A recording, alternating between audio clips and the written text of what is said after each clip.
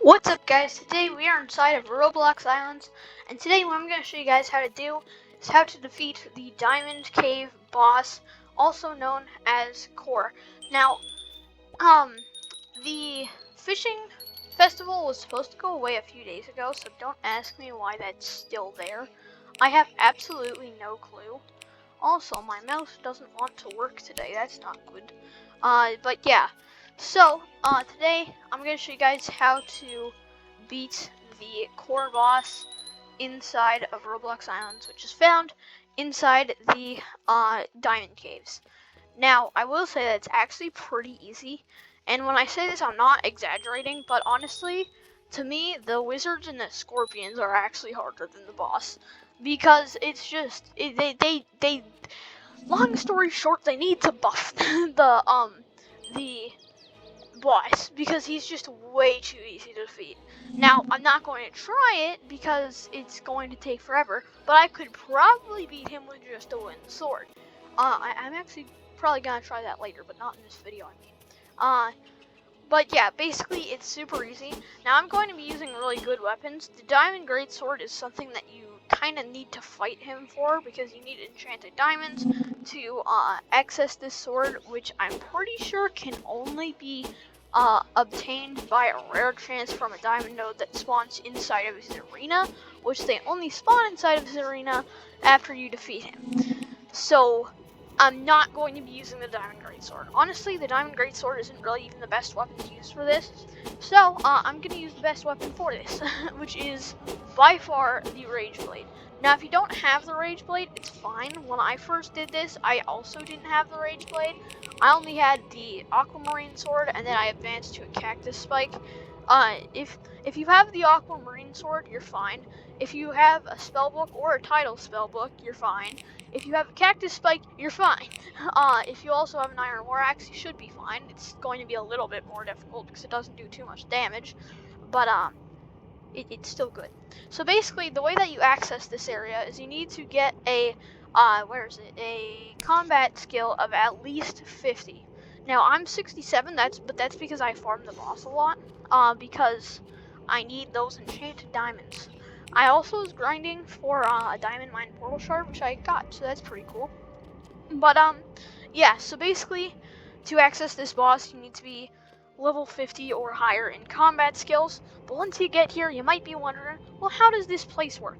Well, if you go to right here, then you can actually summon the boss, which we're actually going to do in a second. But diamonds can also spawn right outside of the mines. For example, right here. This is a diamond node. How I got this in this server, I have no clue.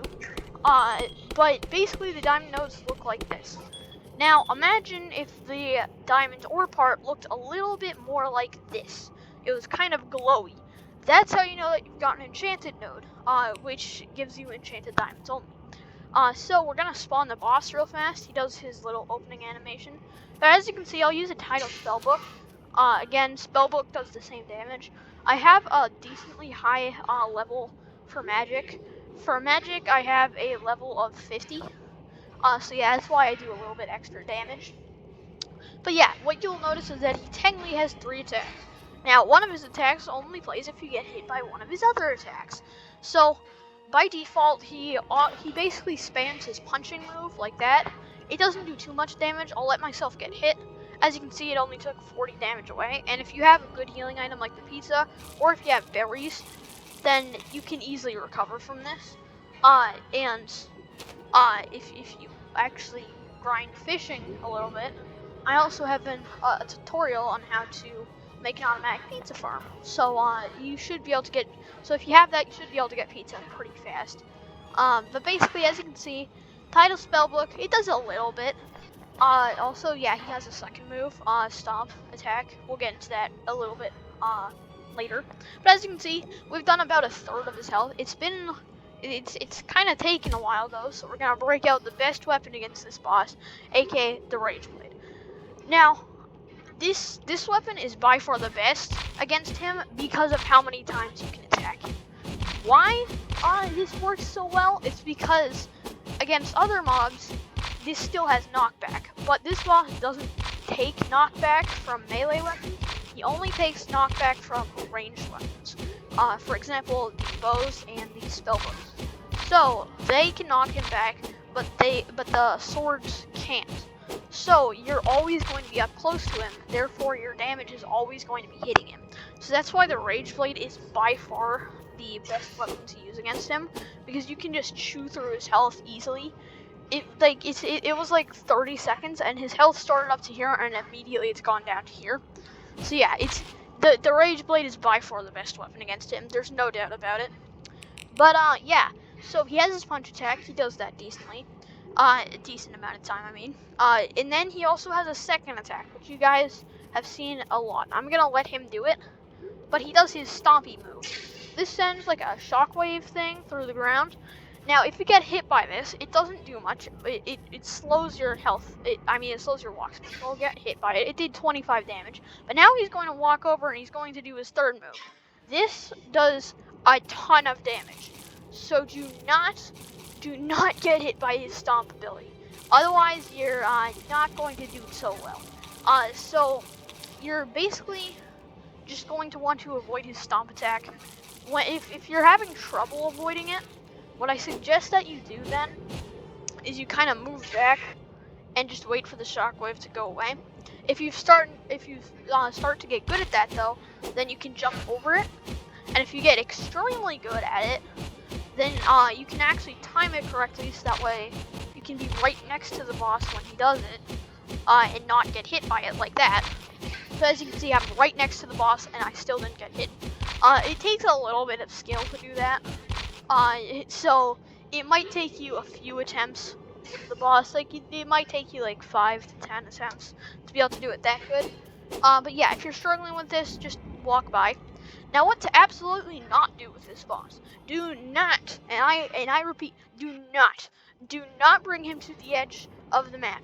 For some reason, I don't know if this is a bug. I hope it is. I hope it is a bug.